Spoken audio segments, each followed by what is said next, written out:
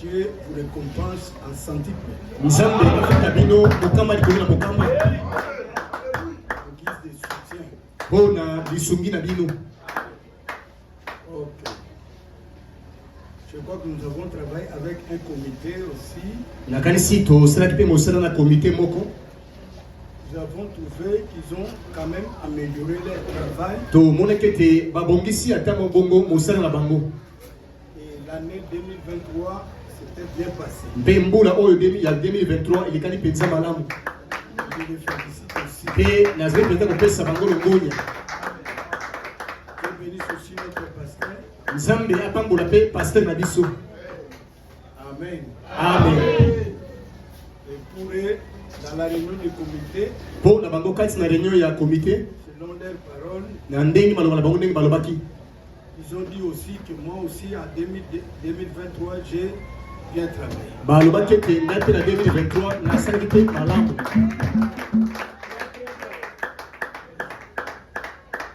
Pourquoi cette fois-ci, j'inviterai frère les palmiers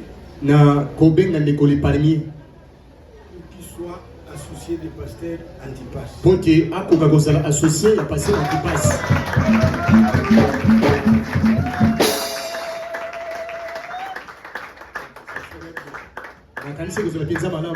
C'est un bon chrétien.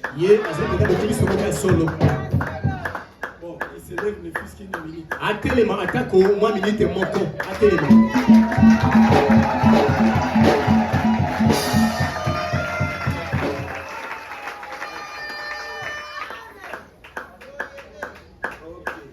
Amen. Nous avons passé par l'étape de la Sainte Seine. Et puis, à l'étape où nous sommes, personne parmi nous, fidèles, chrétiens, brebis, je ne sais pas,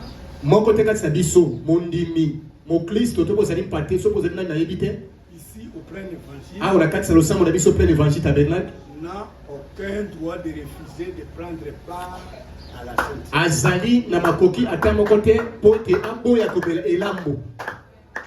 Si vous refusez, je vous excommunie.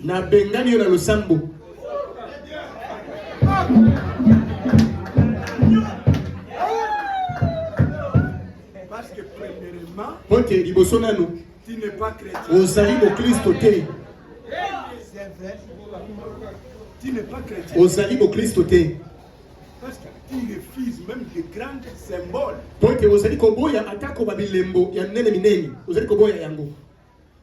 Refuser de ne pas boire le sang. Mais le christianisme est basé sur le pardon des sang. Alors tu es chrétien.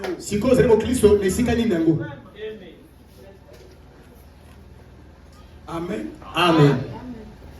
Manger le pain. Frère Branham dit que tu es en train de montrer à vos frères que je mange chaque fois la parole. Et là, quand tu refuses, tu es païen, tu ne manges pas la parole. Quelle est ton utilité dans l'église? Là, je crois que les diacres m'écoutent bien. On ne refuse pas quelqu'un qui est venu nous assister. Mais un frère malade, absent, une occupation peut-être de travail, il a pris un temps, bien il est en prison, là c'est pas mal. Visiteur, là quand il refuse ça, il n'y a pas un problème. Mais infidèle, du plein évangile, qui donne ses dîmes, qui donne ses offrandes, qui tienne la cause, qui est présent dans les réunions. Ça c'est interdit.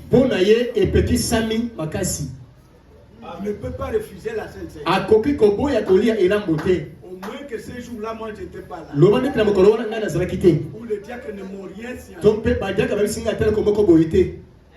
Automatiquement, tu es excommunié de l'église. Olingo ninga te soko boye komela elambo obe babengelo kata losambo babengani yo. Tu es un soi-disant. To mpe osali moto akantika azali mokristo. Tu n'es pas chrétien. Nzoka nde ozali mokristo mpenza te. En d'autres termes, Na nde mosa kolobela yango. tu vois que vos erreurs, Ose komona te mabe to mabunga na yo. le sang dépasse même le sang de Christ. Mabunga na yo eleki ata makila na Kristo. Nde mosali komona. Un vrai chrétien, Mokristo solo. même il vient de trébucher. Ata kauti kokweya kobeta libako kokweya.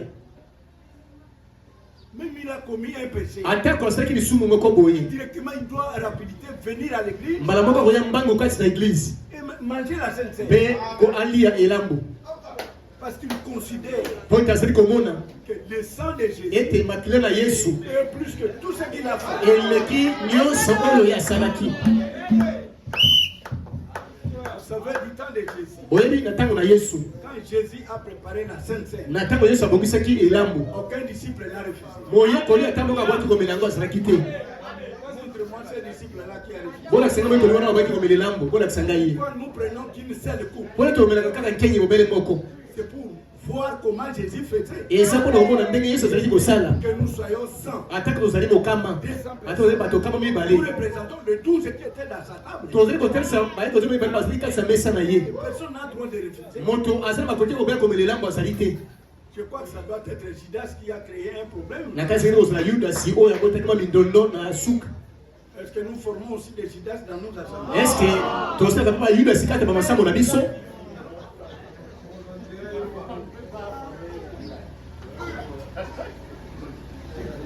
D'ailleurs, frère Branham appelle la Sainte Seine quoi? Kutu mosango azali kobenga elambo nini? La communion. Azali kobenga Sainte Seine lisolo to communion. Alors si vous refusez de manger, c'est que vous n'êtes pas en commun avec nous. Nde soki oboyi komela yango elebe tozali na boyokani na biso te. Tu refuses la communion, alors on te refuse aussi. Ozali koboya lisolo biso mpe toboyi yo mpe. Quand Pierre a refusé de ne pas faire le lavage des pieds, Na ntango Petro aboyaki ete basala bosokolo makaka. qui connaît la réponse que Jésus lui a Nanga donnée? ayebi yango Yesu apesaki ye. Si tu ne fais pas ça, Soki osali yango te, tu n'as pas de part avec moi. okozala te sika moko na ngai te. Celui qui refuse la Sainte Seine, Moto aboyi komela elambo. qui refuse le lavage des Moto aboyi kosokola pieds, makaka. n'a pas de part avec nous. Azali mpe sika moko na biso te. Je pense que vous avez quand même compris. Na kanisa ntango bongo bososoli yango. Enseignez même à vos enfants. Bolakisaka ntango bana na bino. Au moins si ceux qui ne sont même pas baptisés. Loba ndete mpona baoyo babatisami na yino te. Parce que tel que le pasteur nous a dit ce jour-là, Po tone epasa ntangelaki biso mokolo wana. il a dit qu'il y a 3 symboles. Alobaki ete babilimbo ezali misato. Le baptême d'eau Eza ebatisi kati na mai, bosokole makaka, et la communion. ezali mpe na kolia elambo. Ce sont 3 symboles naturels, donc physiques, Ezali bilembo misato ya mosuni mpenza boye. que nous devons appliquer. Oyo tosengeli kosalelaka.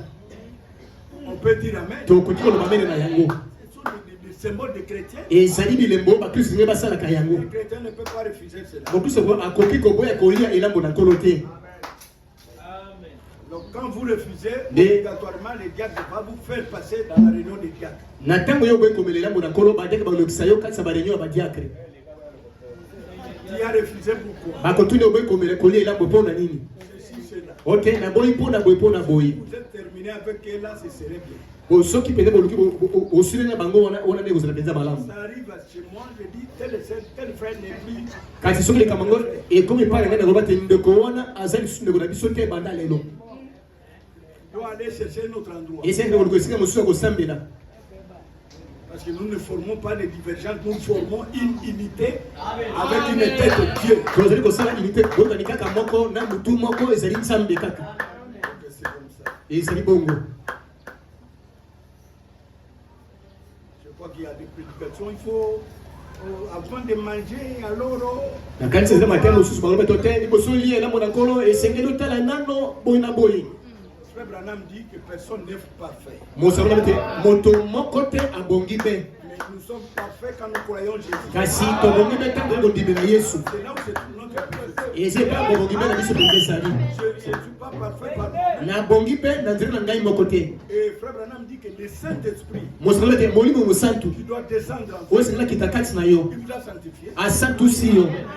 Ce n'est pas moi qui suis saint. Ezali ngai moto azali bule te. C'est le Saint-Esprit en moi. Eza molimo mosantu kati na ngai. Que je sois un saint. Asali grâce batonga moto moko ya bule. Oui.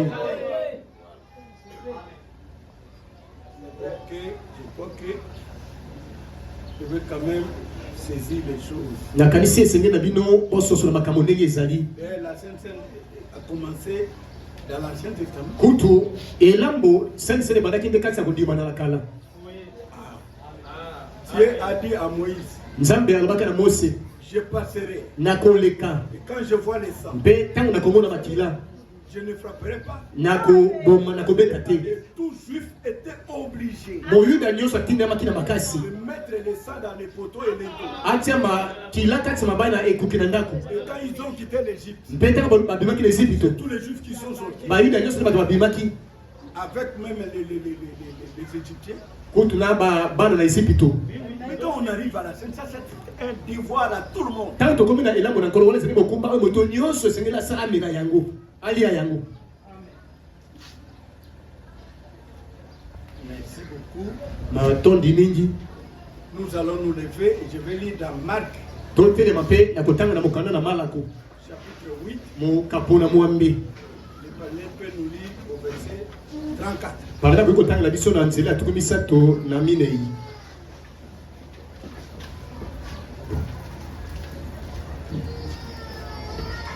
Puis, ayant appelé la foule avec ses disciples, il leur dit, Mpe nsima ebengaki ye bato ebele na bayekoli mpe alobi na bango boye: si quelqu'un veut venir après moi, soki moto moko alingi aya epa na ngai, qu'il renonce à lui-même, amiboya ye moko, qu'il se charge de sa croix et qu'il me suive. amema ekulusu na ye mpe alanda ngai. Jusqu'à 38. Car celui qui voudra sauver sa vie la perdra. Po ete moto akolinga kobikisa bomoi na ye akobungisa yango. Mais celui qui perdra sa vie à cause de moi et de la bonne nouvelle la sauvera. Kasi oyo akobungisa bomoi na ye na ntina na ngai mpe mpo na sango malamu akobatela yango. Et que sert-il à un homme de gagner tout le monde s'il perd son âme? Mpe eza na ntina nini na moto kobungisa nyonso mpe soki koganye nyonso mokili nyonso mpe soki abungisi molimo na ye? Que donnerait un homme en échange de son âme? Moto akopesa nini mpo na kochange na molimo na ye? Car quiconque aura honte de moi et de mes paroles au milieu de cette génération adultère et pécheresse, Po ete moto nyonso akoyoka soni na ngai mpe mpo na maloba na ngai katikati na mokili oyo mpe ekeke oyo ya basumuki, le Fils de l'homme aura aussi honte de lui, mwana na moto mpe akoyokela ye soni quand il viendra dans la gloire de son Père avec les saints anges. ntango akoya na nkiango na tata na ye na banzeli oyo ya bule. Que le Seigneur bénisse la lecture de sa Tika te nkola pambola motangi ya liloba na ye.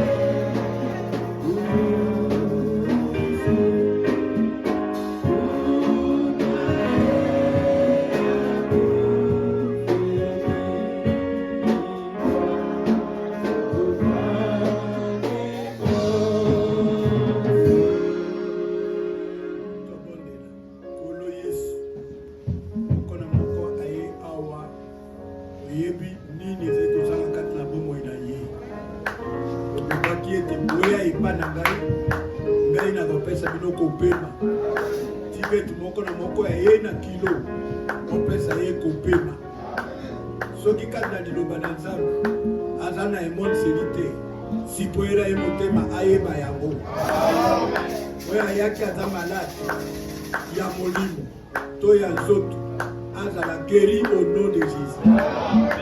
Todime tokosalela biso grâce mpo tolobaki ete mibale misato oyo bakoyambana na kombo na yo yo kozala na kati todime toza na kati na biso kamba biso na prédication na kombo na nkolo Yesu Kristo. Amen. On peut vous asseoir. Notre leçon, je l'appellerai Dieu qui paie. Lita na biso na kopesa ngo kombo Nzambe oyo azali kobenga. Nzambe nde abenga. Amen. Amen. Pasteur abenga te. Église abenga te.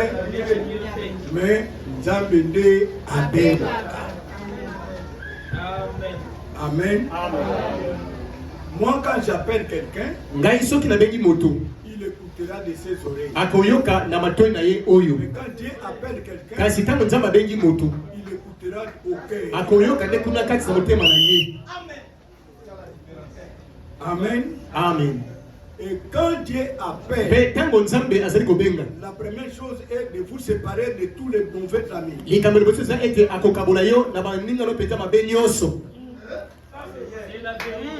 Pourquoi il vous a appelé? Il vous a appelé pour être son époux. Que vous marchiez avec lui. Et il doit vous débarrasser de toute histoire du monde. Être identique à lui. Et tu auras une expérience personnelle. On peut dire Amen. Nous venons de lire, on a dit, celui qui veut venir à moi doit se renoncer et porter sa croix. Ce n'est pas la croix de Jésus. Amen. Amen. Si aujourd'hui nous sommes à 100 personnes, c'est que nous avons 100 croix.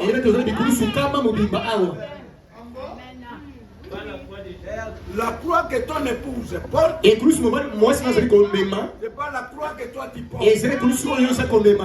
Parce que chacun a ses épreuves. La croix de Jésus, c'est Jésus qui a porté lui-même. C'était à ce temps-là. Aujourd'hui, quand il vous appelle, il vous dit de renoncer à tout. De porter non ma croix, mais ta croix.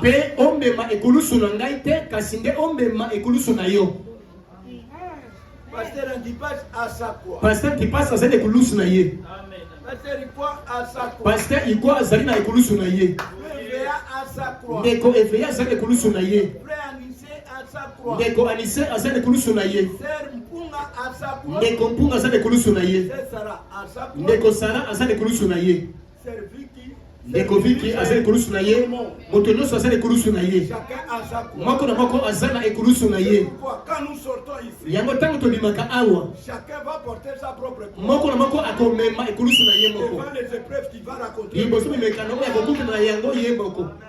On peut dire Amen. Tokoki koloba amen na yango. Et Frère Branham a dit que c'est aussi une vie privée qui t'appartient à toi. Et Zambé, bon mais moko oza yo pona yo moko kaka. Il y a une vie privée. Et ça la vie privée moko. Un jour j'ai parlé avec Frère Antipase. Moko moko na zali ko solola de Antipase. Au sujet d'un couple, il passait par des moments difficiles et ainsi. Na likambotali couple moko zali ko leka batango moko boye bongo na bongo. Moi je lui ai dit, yalisa ki eboye ne les aidez pas. Ko meka kusunga bangote. Frère Branham dit que nous sommes des lys. Et que tozali frère wana lys. Nous sommes un petit poussé dans une coquille. Tozali mona soso kati na liki. Il dit que si vous les deux vous le tuez. Alors soki me diko sunga mona soto wana yeba tobomi. Pourquoi il passe par des difficultés? Pour ça que la kati ba kokoso. Il doit passer par les difficultés. Et c'est là la kati ba difficulté. Pour faire une expérience avec son Dieu. Pour dire ça la bikala ba boyana nzambe na ye. batoni bazali kososo basoso la kate On dit oh l'église n'aide pas. bakoma te lo sango na pete sunga ka batote La plupart des frères ne m'aident pas. bande komingi pete ba bali basunga ka ngai te Je dois passer par une expérience. e sengeli na yale kana kati na mbike na makoboyi Voir qui est ce Dieu là. aye banzamo na pete zali nani Comment est-ce qu'il t'a appelé? ndenge nini ye abengaki yo Il doit te débarrasser de beaucoup de e choses. sengeli kabolo pete makambo ebele Pourquoi tu dois passer par des petites épreuves? yango sengeli lekana pete bamimekano ya mike mike boyi On peut dire amen. tokoki koloba mene na yango Dans la prédication, un guide. kasi elita mosakoli mokambi Frère Branham dit quoi? ndeko wana bazali koloba nini Il dit que Dieu nous a montré sa nature. alobi ete nzambe alakisi biso lolenge na ye Parce qu'on ne peut pas servir quelqu'un si vous ne le connaissez pas. po tokoki kosala moto moko boye te soki oza koyeba ye te Je crois dans un guide au paragraphe 35. na kasi lita mosakoli guide nzala kotanga tuku misato na mitano Il dit, alobi boye le Saint-Esprit parle toujours de la parole. molimo mosantu alobaka ntango nyonso mpo na liloba Père Alobagini, j'ai beaucoup de choses à vous dire. alobaki te naza makambo ebele mpo na koyebisa bino Vous ne pouvez pas les comprendre maintenant. kasi bakoki kososola yango sika oyo boye te Et quand il sera venu, kasi ntango molimo mosantu akoya il vous guidera vers elle. akokamba bino epai na makambo nyonso wana Mulungu Mosanta kokamba wapi? Na maloba njambe te. Amen. Mulungu Mosanta aloba na ngai kokeli komela sen te. Alléluia. Yo tikala kaka na ndako. Ce qui est écrit dans la parole, il me dit ne mange pas. oyo komona kati maloba mpe ayebisinga te kolia C'est to un te démon qui me fait réfléchir. wana nde demo azali kosekela mpo ya kolia elambo Et Frère Branham dit que si vous ne communiez pas avec le Saint-Esprit, osali soki oza kokominie na molimo mosantu te vous communierez avec les démons. okoya kokominie na milimo mabe Parce qu'il n'y a que deux puissances. po nguya eza kaka babele La mibale puissance de Dieu eza na nguya na et nzambe la puissance de Satan. mpe na nguya ya satana C'est une puissance qui me fait refuser soki eza nguya d'avoir. moko eza kopekisanga na kokisa maloba na nzambe Vous allez appeler ça la puissance de Dieu. okobenga ngo nguya na nzambe Il dit ici, awa aza koloba boye voilà pourquoi il y a les 7 sceaux. botala ntina bilembo sambo ezali À la fin du 7e na sceau, suka ya elembo la sambo le mystère de Dieu s'accomplirait. leibombami na nzambe ekokokisama Savoir qui Dieu est, koyeba nani nzambe azali ce qu'il est, ndenge ye azali comment il vit, ndenge abikaka sa nature, lolenge na ye son être. bomboto ezali na ye À ce moment-là, na ntango wana vous devriez être tout en haut. esengeli na bino bozala mpenza likolo awa boye mpenza Au comité d'Icolo, il ajoute, abakisi na loba boye vous amenez à la pleine stature des fils et filles de Dieu. komema yo na lolenge mpenza ebongi mpe ya bana basi mpe mibali na nzambe Une église qui a été lavée dans le sang de Christ, losambo oyo esokomaki kati ya makila na kristo qui a été achetée sans argent, oyo esokolomaki kozanga mbongo acquise par le sang. oyo esikolomi na makila na yesu Amen. amen Savoir ce qu'il est, n'est-ce pas? koyeba ndenge nzambe azali boye te Sa nature. lolenge na ye Ok. malamu C'est pourquoi yango wana Dieu envoie des ministres, nzambe atindaka bateyi des vrais ministres, abateyi mpenza solosolo pour révéler la nature de cet homme-là. mpo na kolakisa bino lolenge moto wana azali Vous risquez de le servir d'une manière que lui ne comprend même pas. likama eza tosalela ye na ndenge moko oyo azali kososola ntango te Il y a beaucoup qui servent Dieu, mpe eza na bato bazali kosalela nzambe mais Dieu n'est pas là-bas. kasi nzambe azolela na kati kuna te Parce qu'ils ont des prédicateurs qui ne les orientent pas vers la vraie nature. po te bazali bato oyo bazali komema bango na lolenge ya nzambe ya solosolo mpenza te La nature de Dieu, c'est quoi? lolenge na nzambe ezali nini Quand il vous appelle, na ntango abengi yo il vous débarrasse des choses, akaboli mpenza makambo il nyonso vous fait passer par des mpe épreuves. alekisi yo mpenza na bamimekano Mais nous ici, kasi biso awa boye d'après les systèmes que nous avons trouvés ici, na ndenge lolenge tokuti awa boye c'est que quand Dieu appelle, eza te ntango nzambe abengi moto venez, il vous donnera tout. te boya akopesa yo nyonso soki Il oye vous donnera les mariages, akopesa yo libala soki il oye vous donnera de l'argent, yaka akopesa yo mbongo Dieu vous bénira. nzambe akopambola yo Vous allez aux États-Unis, okokende na États-Unis en Europe, ainsi de suite. okende na poto mpe bongo na bongo Tout ça, c'est bien. nyonso wana eza malamu Avant que Dieu te récompense, liboso te nzambe akoka kofuta yo vous devez passer par des esengeli épreuves. oleka liboso mimekano nanu C'est ça la nature de wana eza Dieu. lolenge nzambe azali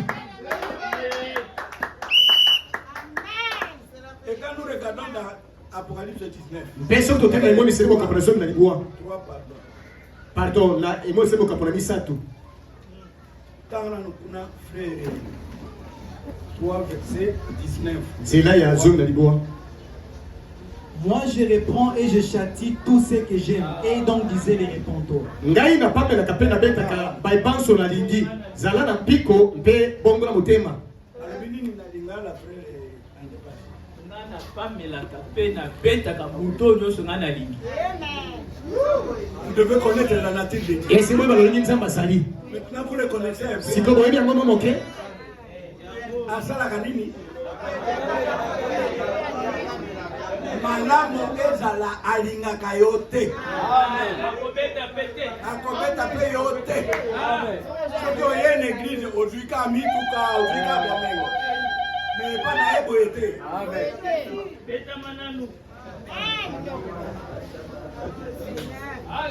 Voilà la nature de Dieu que vous servez. Botalongi nzamba zo sala ndenge asali. Il ne donne pas un salaire, une récompense sans vous faire passer par les tests. Après ça il faut quitter sur la mission de bosso de kanona noté. Le frère dit que quand vous venez en lui, Mo sa tango yé pa na yé. donc vous êtes comme une grosse pierre non taillée. Et le ça le kola libanga moko bonela ko na papi te. Ça n'a pas de forme. Et ça tra longi moko boité. Il doit vous former Et Seigneur a formé yo. par la parole, Na nzela liloba. par les Na épreuves, nzela di mekano. par les tests. Na nzela di mekano. Prendre une Ko forme ke ozoma forme lo longi moko boye. destinée pour toi, Oye bonse di peta po na yo. pour que tu sois utile dans sa maison. Ko ke ozala na litomba kati na ndako na ye. Là, ma frère n'a besoin d'architecte. Bon, mais me dit, ma banga est outil na ben. Vous na chantier. Pe akamatika ma banga na abandi utia. Parce que la nature c'est une école de Dieu. Po ke kena mozali ke école na nzambe. Ma frère Jonathan Batana, bangona ba mepe na ba pacha. Quand vous oublie ma banga na tia na construction. Non. Ben yo yé na mabanga. Là le kola évangile oyo sali appel à l'hôtel. Donc sali appel à l'hôtel. Là nandimi na batsama. Moi j'aime Jésus. Ça sont des pierres non taillées. Wana mabanga oyo na le zilo longi te ezali no taillé. OK. Première porte ya wana. Baptême d'eau. Ibatisi na mai. Soki ka batsami ofandi hawa. Yo eko zika moto.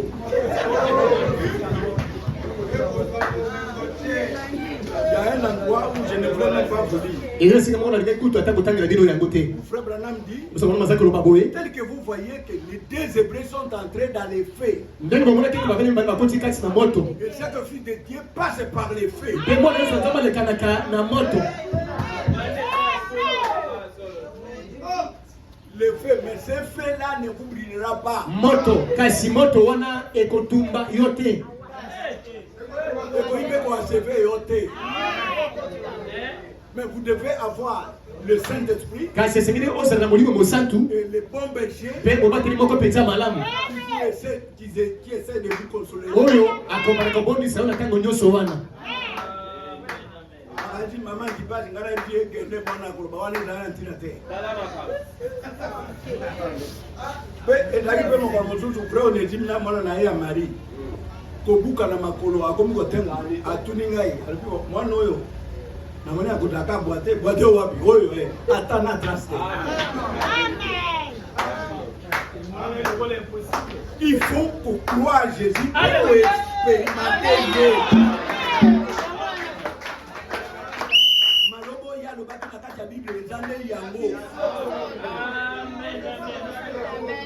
Voilà la nature de Dieu. Il y reprend Apambelaka. et il châtie Pe abekaka. tout ce qu'il aime. Baibanso alingaka.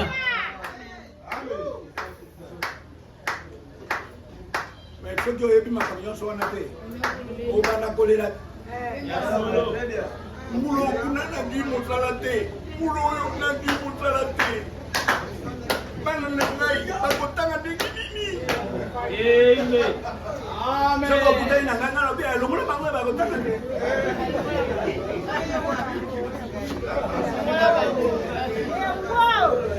C'est ça.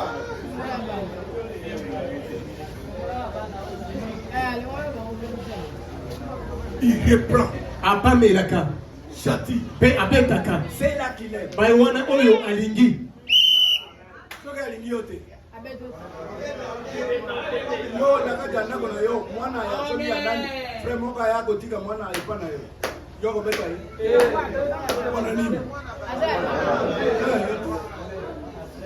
Et la plupart des enfants de Satan, Dieu ne les frappe même pas. pe ebele na bana satana nzambe kutu abetaka bango te. Dans Hébreux 12, verset 3, Na Hébreux 12, verset 11. verset 3 tina 11 lobani boye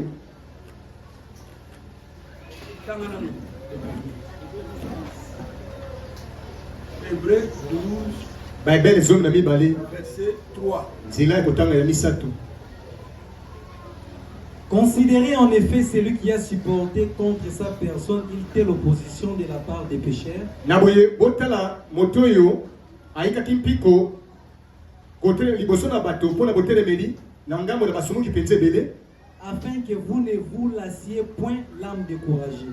na ntina ete bokoka kotika te molimo oyo elembi. Molimo na yo elemba te tala opposition ye epa jésus oyo ozali kolanda mboka nyonso contre ye meme na badisciple na ye batiki ye po mingi bataka soki baassiste bo église yango eza na amour te mais jésus nde pays mobimba contre ye badisciple mpe batiki ye pierre nde alingaki asala boye mwasi moko ate azali kotambola na ye te na miso ya jésus boye otambola na andipasi te yanaka paster na ngai te kanisa nano yango. Alléluia.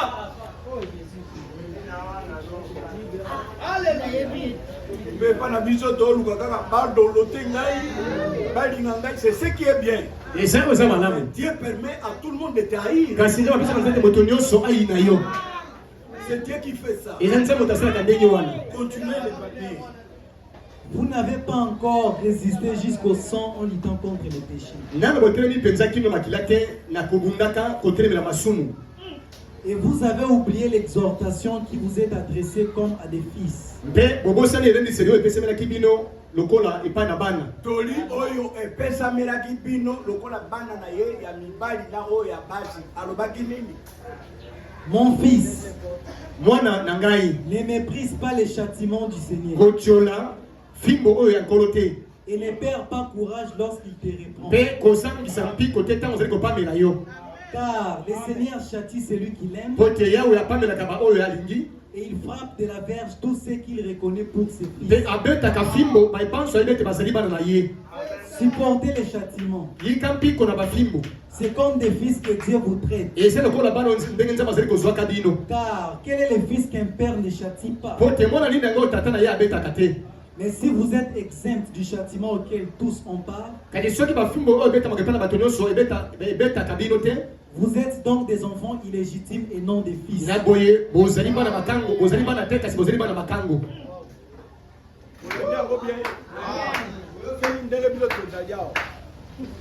Abengi d'abord soki abengi pasteur ni quoi? Abeti nanu ngai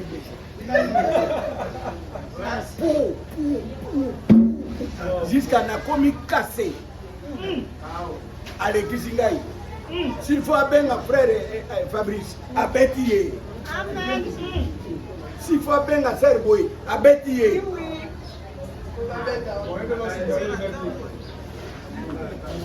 Po tango bozali kokutana na ba expérience bozali kosentir ke nzambe na bino alingi bino. Ngai nano nabetama te papa yo ozalaka mwana ndako oyo.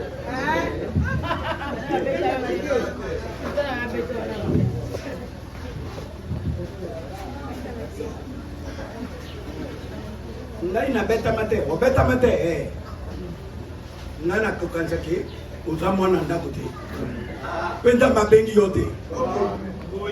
Tantôt olandi mwasi, tantôt olandi mobali, tantôt olandi papa, olandi famille, olandi mama. Yango wana okoko betama te mpo yo nzai koya nde biyaya soki ye abengi nzela na ye ya liboso kobeta yo. C'est la nature de Dieu. C'est pas venez. Et ça Vous aurez de l'argent. vous êtes bongo. Facilement, vous aurez un mariage. Vous aurez pas la peine de la Vous pétanque. aurez des enfants. Ça, c'est pas la nature de Dieu. Dieu, quand il vous aime, premièrement, il vous attire. Afin de vous donner une récompense. Nous sommes dans le basoda. Oui. Vous avez vu basoda? Soda au comité colonel, général, Soginani. Pour le qui n'a pas bête à mater. Naka ya basoda. Jour moko. Abimiti basoda kala. Muninga na muninga ebeta na makofi ameni. Kaka boswana kite. Babunda nde bino boswana ki. Tout. Arbitre peut adapter. Tout. Waka esili. Personne n'a pas boire. Allez, pourquoi t'as pas qu'à dire bien. Je te sonika.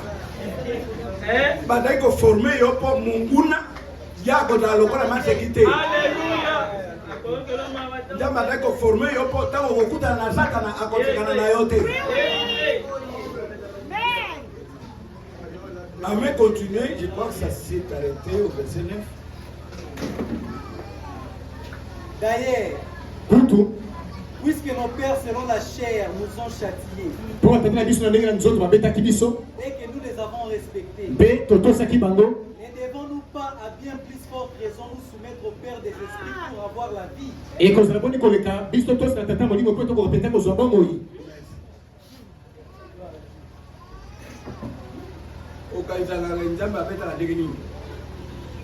Parce que ce que yebi nature ya Nzambe okobenga ye diable te.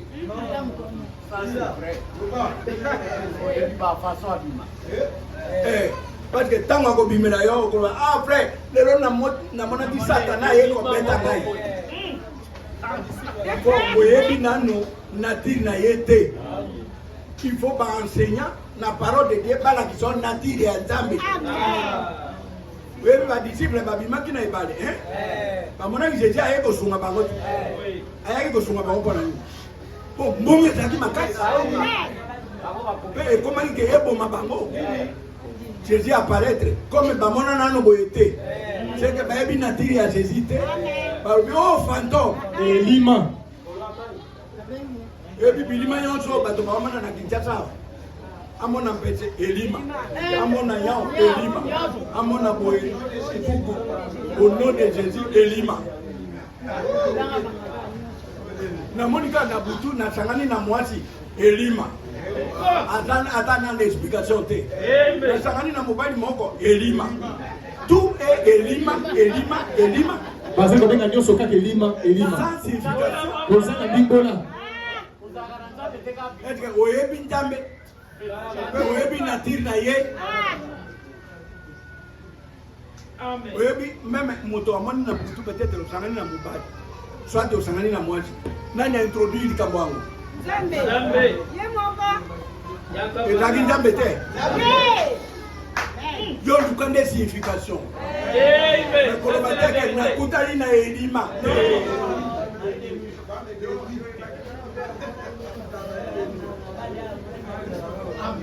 Na tango batoto yebi nature ya Nzambe te toza na ba difficulté belé. Toko taxé na diable.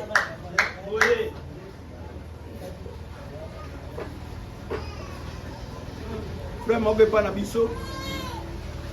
Amonaki na butu. Papa moko ya ba mfumu ndenge bobenga kala. Ba nkumu ya kala. Azali ko diriger. Ah, parce amoni diable pinja. Papa moko na bilamo ya papa bazali ko kolata kala. Azali ko kama. Mais on est dans satana te. Une dispensation ya kala. Na ta wango bilame ezalaki te. Donc comment nous ndenge ni yo botami na bango te. Donc ceux qui bango badando c'est que yo dando. Savoir la nature de Dieu, c'est quelque chose de bien. Pourquoi les choses sont ouverts?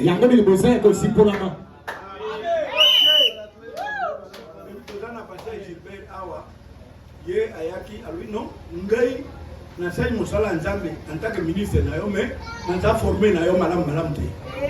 Il faut na demeurer na yo moi quelque temps na Kinshasa. Pour côté o dai ko sa mikolo muke. Yohana, a raison. Bon, Moussako Ibrahim a dit qu'aucun homme n'a le droit de garder une église s'il n'était pas été formé. Et qui vous a formé? Et avec quelle vision?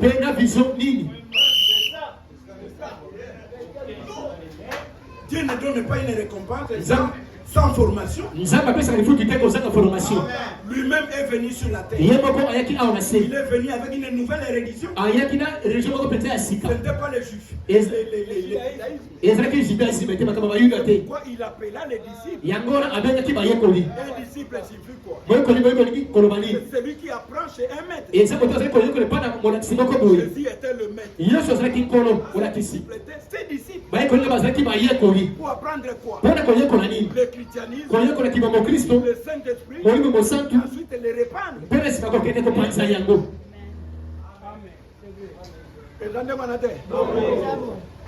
Amen.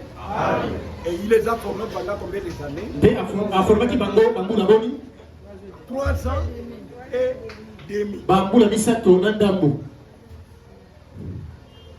Et le problème où nous avons des difficultés, c'est où? Frère Branham appelle le monde se disloque. Parce qu'il y a un plan que Dieu a déjà fait pour toi. Mais toi, tu as déjà un plan que tu as déjà conçu par toi-même. Alors, entre les deux plans,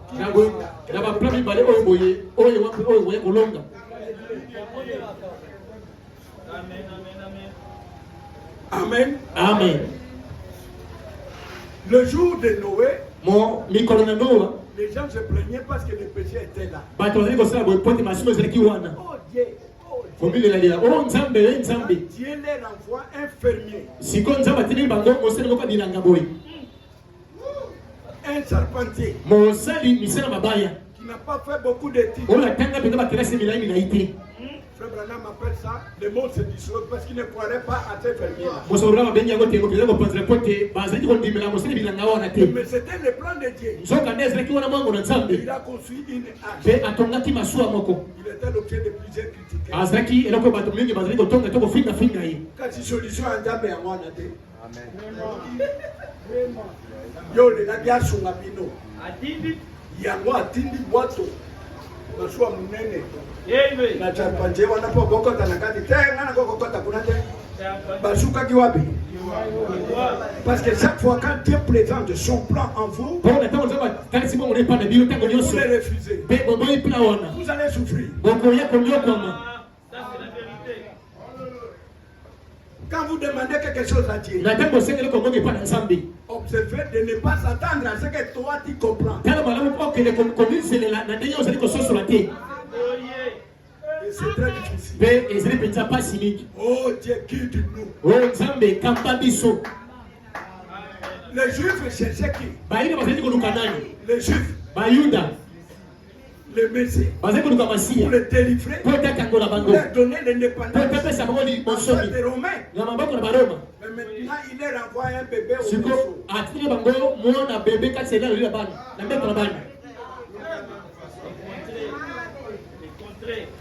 Pour eux, ils cherchent l'indépendance de Dieu. Mais qu'est-ce que le bébé va faire? C'est le plan de Dieu. Pourquoi on rejette le message aujourd'hui? C'est contraire aux dénominations. C'est le plan de Dieu. Dieu a appelé un Américain. Là, au moins. Là, établi prophète selon Malachie 4. Mais les Américains disent non. Ça, c'était 2013.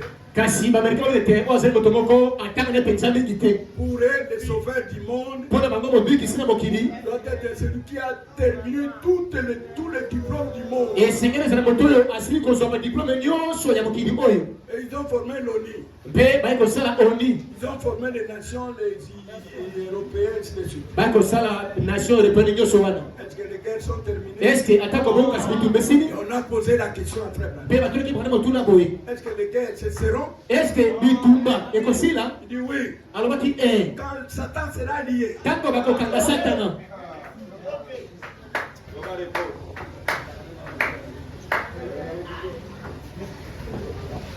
Vous attendez à ce que Dieu fait. Vous allez connaître Nzamba c'est le komoko boye. Vous savez? Oyebi? Tu rencontres avec une femme. Nakutana kina mwasi moko boye. Il cherchait à avoir un mari. Azali koluka ete azo mobali. Il avance en âge. Azali kokola penza muli ko pusana. Moi je dis que là toi tu n'es pas un mari. Na tolo kete peti oyo boyo bani noté. Je n'ai pas un mari. Ote na zala mobali te.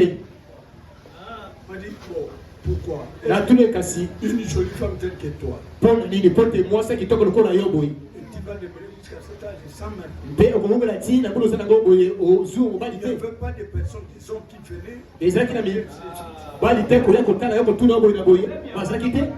Bon, vous savez, Ali bon oyebi les hommes venaient. mais bali bazaki na bango koya. Mais à mon niveau, Kasi bon na niveau na ngai oyo. Na niveau na ngai.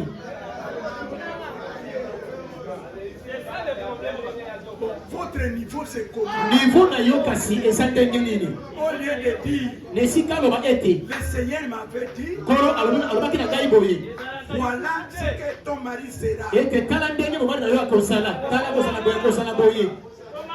Donc le Seigneur est à côté Kolo azali pembeni. de vous présenter votre vie à votre niveau. Pe okomotesa bango na yo na niveau na yo. Ça c'est un plan qui est conçu de toi. Wana ezali bongo oyo ute epa na yo okozosala yango.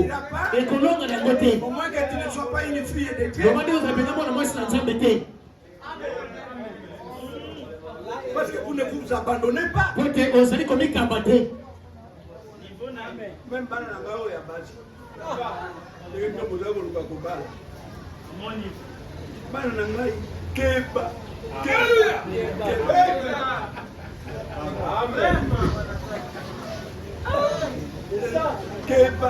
Keba, je dis bien Keba. Parce qu'au moins tu n'as pas prié. Loba te obondaki na yo te. Tu n'as pas prié. Loba te obondaki na yo te. Là c'est ok. Wana ezali ndenge mosusu. Si tu as déjà prié, Kasi soki obondaki deja. c'est que tu as remis la chose à Dieu. Elebe te otikili kango epa na nzambe. Alors soyez tranquille. De vandaka na yo nye. Entendez la réponse de Dieu. Zela kasi eno bote epa na Si nzambe. Dieu te donne un certain garçon, Pe soki nzambe apesi mobali moko boye. peut-être tu n'es pas d'accord, Ntango mosusu ondimi na yo tu te. commences pas directement à refuser. Kobanda komoyamba na moko boye te. Attends frère, je ne te refuse pas. Loba te ezala ndeko na boyi na ngai nano te. Seigneur, est-ce que c'est lui-là que tu as Kolo eske eza nde ye moto olobi bokisi mpo na ngai? dit? Montre-moi ne fût qu'un signe. Lakisanga atako elembo moko. Là, tu auras une bonne réponse. Wana kozwa yango mpenza malamu. Mais quand tu regardes, Kasi soki otali il n'a pas un diplôme. oza na diplome te mobali oyo. Ok. Il n'a pas de l'argent. Mobali yango aza mpe na mbongo te. Mais c'est lui que Dieu t'a envoyé. Kasi nzoka nde ezali ye moto nzambe atindeli yo.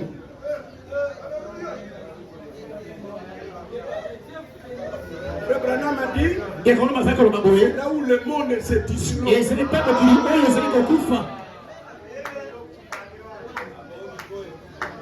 c'est Dieu qui vous appelle, Po te nzambe moto abengi yo. il vous débarrasse, Azali kokabana na il nyonso. vous fait passer par des tests, Azali kolekisa na kati ya mimekano. il doit vous présenter son plan. Esengeli apelisa yo ndenge moko Vous ezali. devez être un prisonnier pour lui. Osengeli kozala mobu moto na baluka mpo na ye. Est-ce qu'on peut dire amen? Eske bokoki koloba na yango? J'ai vu chez nous, Namonaki epa na biso kuna. j'étais très content d'une sœur, Nasepelaki mingi mpo na ndeko moko mwasi boye. elle s'est mariée à un frère boité. Abalanaki na ndeko moko mobali azalaki kotenguma. Moi, j'ai regardé. Ngai natalaki Des femmes qui aiment l'orgueil. basi bato balingaka lolendo.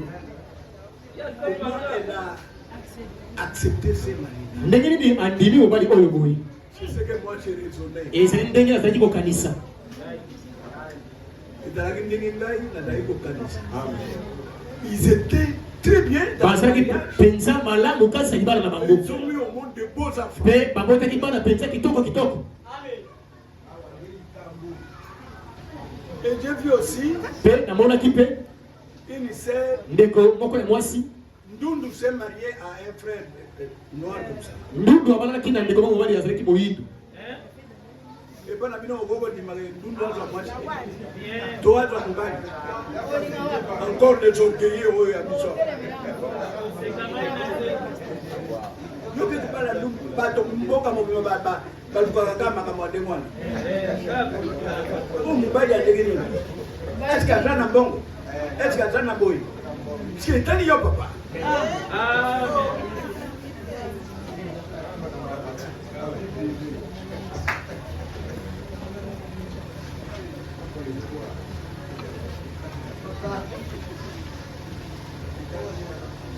Et da passe. Et da même bino mibali. Ok, aujourd'hui mwasi. Mwasi wana yo obondela ki nzambe epesanga mwasi. Réponse apesi yo esepelisi yo te. Ok. Oyo ya apesi yo oboyi. Olingi nani? Nzambe akoyebisa kaka ndenge alobaki na vrai Branham tikele bango basala choix. Oyebi bachoix na biso tokotala mwasi yango statire koyenda boye kitoko epa na yo oda satisfait. Nzambe alobi tambola na ye.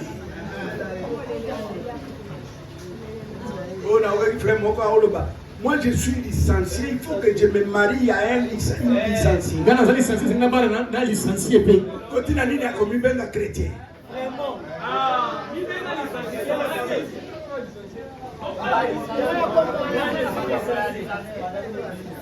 Yonde licencié, omi bengi frère chrétien pour nani.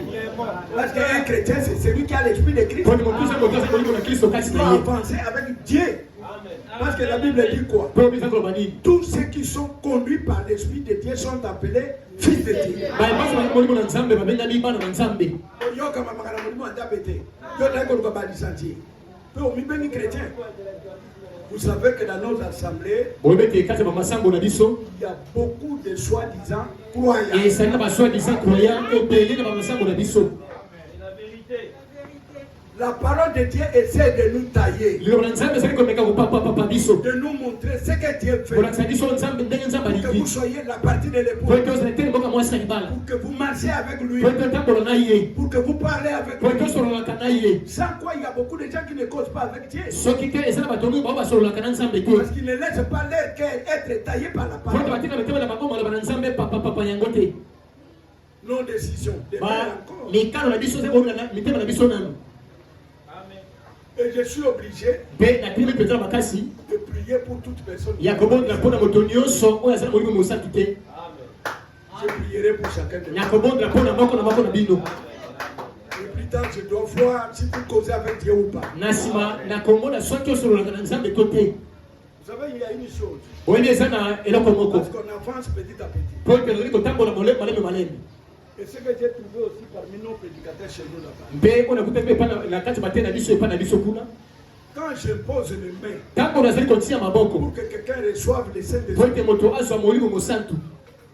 nous tous nous entendions à ce qu'un mouvement se fasse à celui qu'on a imposé les mains. C'est vrai. Il n'y a pas un problème. Le frère Branham imposait aussi les mains et il n'y avait pas de mouvement. Et il donnait des conseils à celui qui l'a imposé les mains. Continuez à croire. Amen. Amen. Et quand vous regardez dans les lieux d'adoration, Frère Branham dit quoi? Il dit que même vous, frères et sœurs, imposez-vous les mains les uns des autres. Celui qui a le Saint-Esprit impose les mains à son frère, à sa sœur. Et c'est comme ça. Parce qu'il dit, on reçoit le Saint-Esprit par l'imposition des mains d'une personne ointe. Qui est ointe ici? Et vous et moi. Alors transmettez le Saint-Esprit Na bo pesa mo mo santo para moninga. On peut dire amen. To ko dire mo na yego. On doit évoluer. To se to kola, to koba. Quand j'impose les mains, Kama la chema boko. il y a un mouvement. Mouvement ezala. Ou pas. To pa ni nana te. Vous voyez que vous avez réussi. Ina ki oso mo mo santo. Et avancez. Pe kama ko kende liboso. Vous allez voir Pe o ko la mona. manifestation de Ko mo sama ya mo santo kasi na yo. Kasi liboso na la no. parole doit nous tailler. Ono banza basengele taye biso. Parce qu'il nous a appelés. Ko ta bengi biso. Il fait que nous marchons. Alinge te to tambola na Il ye. fait que nous soyons Alinge te to sale teli na ye. Il nous débarrasse Azali ko kabula biso. par la force. Na nzela na makasi nyonso penza. Amen. Ça, c'est la vérité. Et les critiques qu'il a donné à Abraham étaient quoi? Peli komi o pese ka bala bezala kinini. Tout le temps, on a eu bénédiction à Abraham. La Genèse 12, on s'arrête là. La Genèse zo mi bale peto suka wana.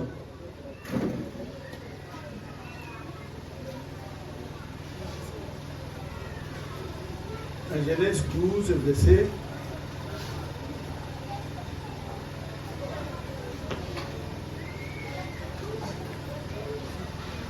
Bandaka na 1.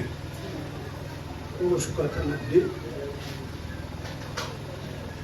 La 3. L'Éternel dit à Abraham, Yawe nzambe alobaki na bangaya maboye. Na Abraham boye. va-t'en de ton pays, Longwa na mboka na yo. de ta C'est la famille, Longwa séparation. kasa libota na yo zali bokabwani. Quand Dieu vous appelle, Tango nzambe abengi yo. il vous coupe des liens avec des amis, Akati boyoka na balinga nyonso. même de la même famille. Ata bani bato libota moko akati boyoka na Les bango. gens ne font rien parce qu'ils sont liés avec leur famille. Bato mi basengele kwa bokote pote basengele kokangama na mabota na bango. On ne refuse pas de donner quelque chose aux familles. Baboyi te kokabela loko moko bana libota. Vous Baboyi devez te. couper tous ces liens-là. Et c'est là kata balie basinga nyonso wa. Une séparation. Bokabwani. Abraham, Abarayama. allez-y. et de la maison de ton père. Mpe obi makasi na ndango ya tata na yo. Ndako ya tata na onde wapi? Yo ebi ndako ya tata na onde? Ne esika obotami. Esika papa leki, mama leki, tata mwasi, boye na boye. Bible ben biso bana Abraham te. Yok. Continuez. Dans les pays que je te montrerai. Okende kasi na mboka oyo nakotalisa Je yo. vous amènerai quelque part avec d'autres groupes de gens. Nakomemela na epa mosusu na etoka mosusu ya bato. Amen. C'est parce que vous êtes déjà habitués à vivre. Esaba oyo mesele te kovanda esika mwana bango wana te. Il vous donne de nouveaux visages. Apesi yo bilonga bato mosusu ya sika. Demain, Apesi ba mama ya sika. Batata ya sika. Bandeko ya sika. Babana ya sika. Apesi yo libota mosusu. comme ça les fils d'Abraham. Ezali bonge bana bana bazali. Totamboli. Je ferai de toi une grande nation. Nakokomisa yo Un. tata ya mbote ebele ya liboso ya wana. Et je te bénirai. Mpe nakopambola yo. Deux. Je rendrai ton nom grand. Nakokomisa kombo na yo monene. 3. Trois. Et tu seras une source de bénédiction. Mpe ekozala lisima mapamboli. 4. Quatre. Je bénirai ceux qui te béniront. Nakopambola baye bakopambola yo. 5. Cinq. Et je maudirai ceux qui te Mpe maudiront. nakola babe baye bakola kelemo te. Six. Et toutes les familles de la terre seront bénies. Mabota nyonso na nse bakopambola na yo. Oloba 7. Sept. 7 c'est l'achèvement. Sept ezali kosukisa.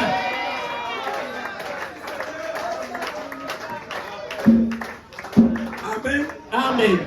Amen. Amen. Voilà nos bénédictions. Botala mapamboli na biso. Et toutes ces bénédictions ne se manifestent pas Mapambi nyonso oyo emonisaka te. parce que la séparation n'est pas totale. Okenda na pekee lokabani mobimba mpenza te. On peut s'arrêter là. Tokoki kosusu awa. Kasi eloko moko. Beaucoup de femmes sont nos aides. Basi mingi baza basungi na biso. Toi, tu ne connais même pas le ministère de ton mari. Yo oyebaka atako lotonga mobali na yo te. Tu vas être son aide de comment? Okozala kasi mosungi na ye ndenge nini?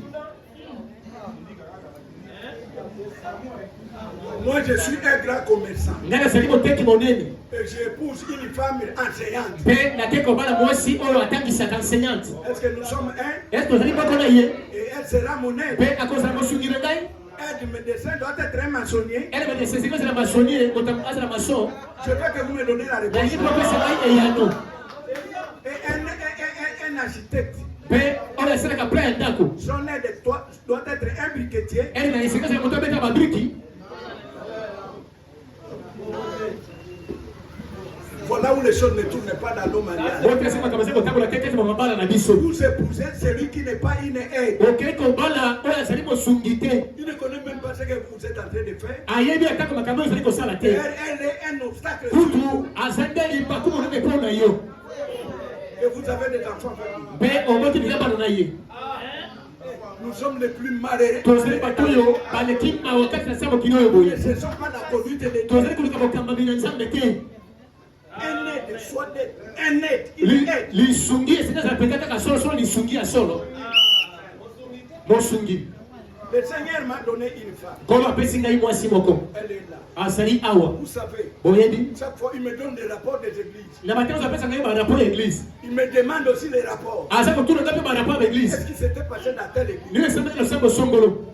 Mais pourquoi tu n'as pas fait ça? Pour ne pas ça qui ndenge wana te. Mais quand celui-ci, Kasi oyo boye ta oyo boye. il faut les réconcilier. Et Seigneur o balance bango. Comment marche telle église? Ndenge lo sabo yo tambola ndenge ni. Comment marche telle église? Lo sabo kuna sabo tambola ndenge Moi, ni. je comprends que ça c'est une femme qui m'aide. Dazo yo wazo kwa mwasi kwa sasa ko sunga ngai. Il s'occupe de ce que moi je travaille. Pote asa ko pesa kwa ngana zili ko sala. Lui s'en est. Yali subi na Il y ye. a d'autres choses. Yaza ko makambo mosusu. Vous êtes dans d'autres Yo ko sala makambo mosusu. dans une seule maison. Na ndeko kaka moko. Vous aurez des difficultés. Boko so bakoma so pete belé. Voilà pourquoi Dieu nous a appelés. Otra tina nzamba bengi biso. Nzambe apa. Nzambe katia ko kanisa.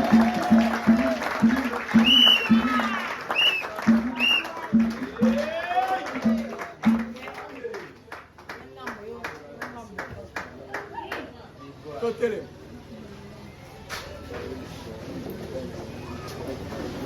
Voilà Dieu. On la prend, on la repata. Mais là,